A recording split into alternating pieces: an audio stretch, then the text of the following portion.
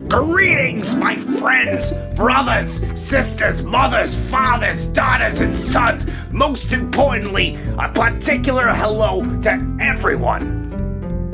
Before I even think about getting into what the nitty-gritty of this video is, admire the credits section in Vampires Fall 2 when you get a chance. Everything's written comedically. If you find yourself asking why the soundtrack on my video this time is complete ass, I am trying to avoid a copyright strike, but fortunately, I have gone onto my Google Drive and I found music I made in my early 20s, back when I was still allowed to smoke the marijuana. Not only will I be the first level 50 human, I will also be the first person to get sober without blaming it on finding God. Take accountability, goddamn. The first thing we're gonna do is we're gonna go to the Grave Home City, the mecca of my life, and we're gonna buy everything. That's my daily routine, forgive me. Every day I buy things in the shop from Ludwig and the person only named Shopkeeper. And every day what I'm seeing becomes better. I've never had a better grinding setup, and I'm very happy to share my results with you in this here production. But not everything is all good in Casa del DarDarVi, otherwise known as Dairy Eye the 24th, for the people who really know me. I have many regrets in my life, believe me, but none of them are so big as the fact I bought the supporters badge for $2.99. I wanted a clean, organic run. I even made posts about it myself. I get my barrels for free, and it's specifically because of this asinine whiteout survival ad. Nobody wants to play your game where you brutalize polar bears. AI may not be able to generate a video game that people want to play yet, but goddamn, whiteout survival is the closest humanity can come to achieving something a clanker can do. If you find yourself asking, why is he buying everything in Gravehome? I would actually tell you, it's because it gives me better stuff. Look at my shirt, it's so fancy it only has one hole in it. I don't have chat pulled up, but I can assure you our next update on this game is gonna be in November, and people are very upset about what it's gonna be around. Translations. I feel like translations are a very necessary feature, but here's my hot take. Translating games are very important, but it should not be put onto developers. As you could have seen from looking at the credits earlier, you can see there's only 6 people who actually work on this game.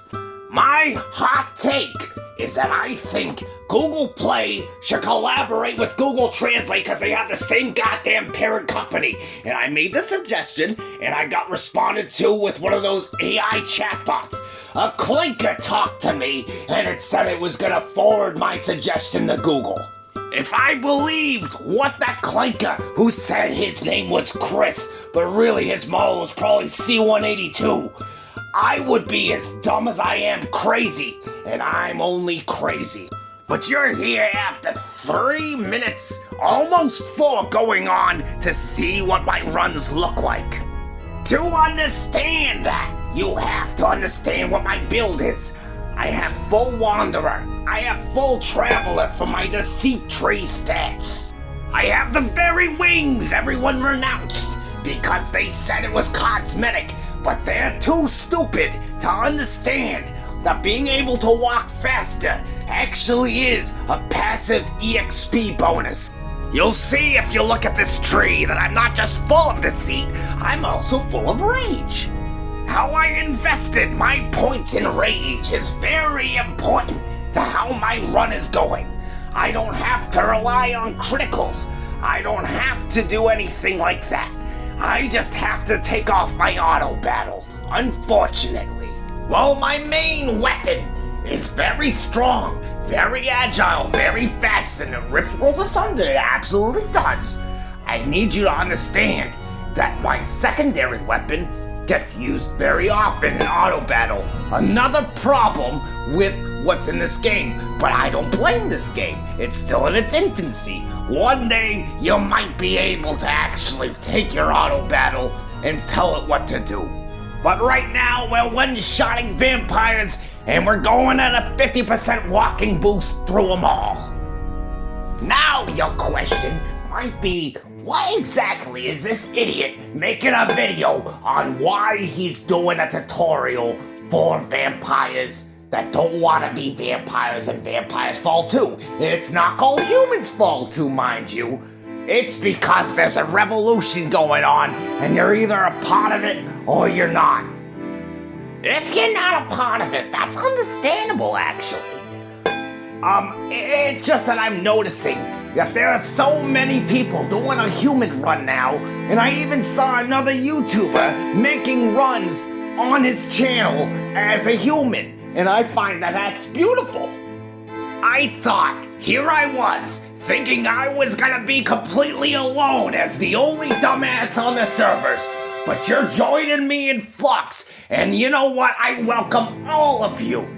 The least I can do is help the wayward souls who lost their way to vampirism and want to keep their humanity, even though, frankly, I guarantee you, everyone in Graveholm is either gonna die in this game or be an asshole.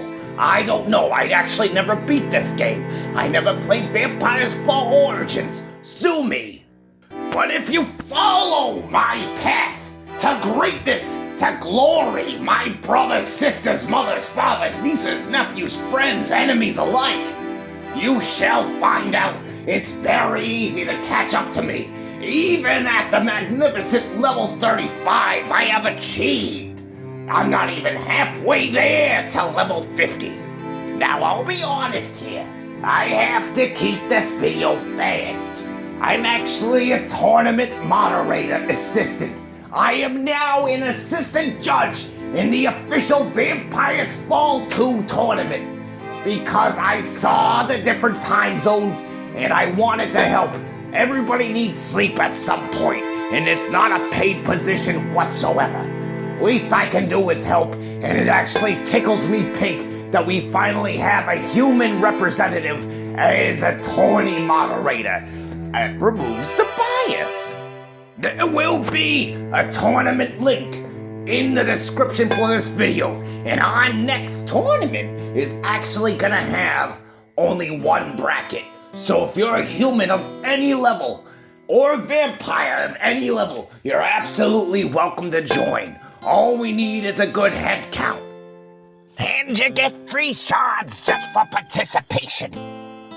But let's get back to the video tutorial at hand, because I'm going off on tangents. A very important part of my grinding process that you cannot witness in this video because of obvious copyright reasons is I like to have a little YouTube mini player.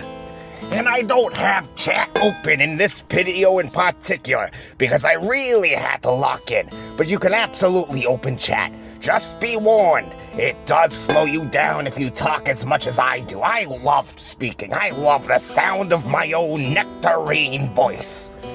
But if you see someone speaking Cyrillic, Portuguese, or Indonesian, do not make the mistake I have made in front of the moderators of the chat, where you try to go to Google Translate, and try to respond to them because they have questions too. Everyone has questions.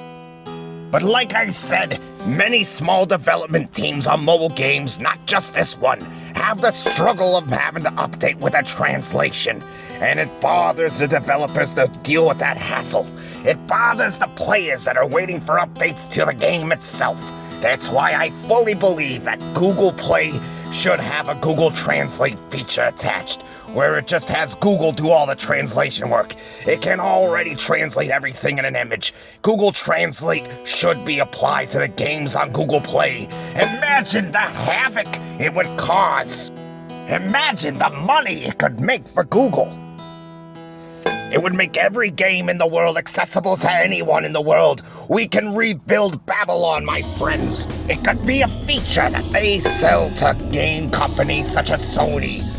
Microsoft, even the cursed game company we call Nintendo that we used to love but now we hate because they're even greedier than Donald Trump now. It would be the biggest disruption in the gaming industry since Nintendo, funny enough, made the GameCube. It would open up the wallets of everyone in the world to loving games enough to actually pay to play. Game developers in Kenya can actually get the audiences that they deserve. Anyone who works hard deserves the fruits of their labor to not rot before their very eyes. If you think my run will take a lifetime for me, you might be right, but it's only gonna be half the time it took them to make such a beautiful masterpiece. Every pixel before my eyes I witness is sacred.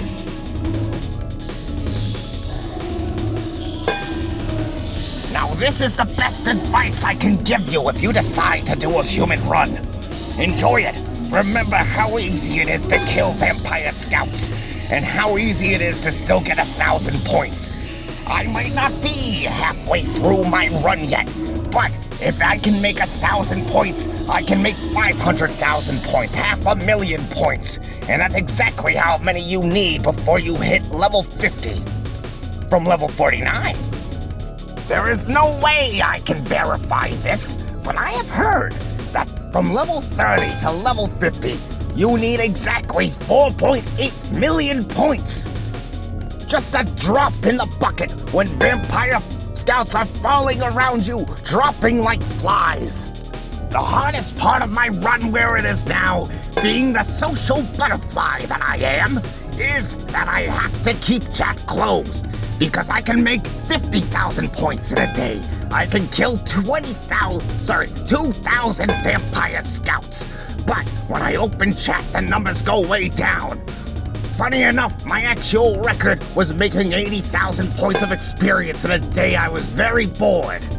Being a human is not difficult whatsoever, but to get to a high level, it just takes a while. All you need is patience, which brings us back to the video player. Find yourself a good long video to binge. Have yourself a snack. If you smoke cigarettes, try not to chain smoke them. This is very boring on its own sometimes. And don't feel any obligation to rush through your run as a human in Vampires Fall 2. You have all the time in the world, and you have no obligation to only play as a human. Even I have a vampire account, because you can only spend so long in one area, seeing how beautiful they have drawn everything, without wanting to see what lies beyond the bridge. To any audience members I have left witnessing the cadence that I share with Gilbert Gottfried, almost, but I like to tell myself it's quite close. I want them to hear me gush for just one moment. I have a favorite developer of this game, and his name that I will now mispronounce before your very ears is Felipe de Souza. He is the one credited with every pixel I've seen, and I see every one of his pixels as a canvas that he unveiled his beauty of the world in. He can't just draw trees, he can't just draw rocks, but he has the mark of a true artist, because he can draw the grass, he can draw the dirt, and he makes the fabric look exactly like it would behave. I spent 5 years of my life working in wrought iron, and I gotta say, you made your fences look perfectly level.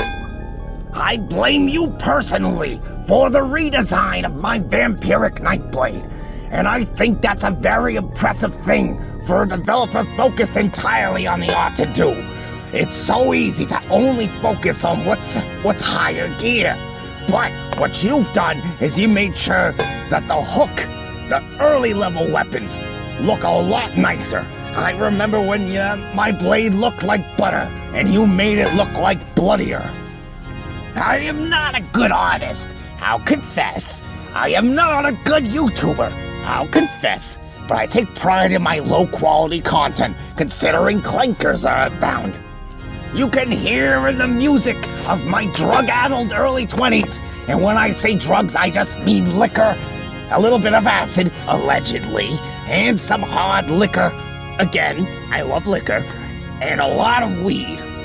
To me, alcohol abuse just means spilling it because every drop is sanctification of the tooth pain. That all being said, I do not endorse anyone trying a human run under the heavy influence of alcohol or any controlled substance such as caffeine. Caffeine is ruining our communities. Too much booze will make you too drowsy to do your run properly, even with your favorite brain rot video playing.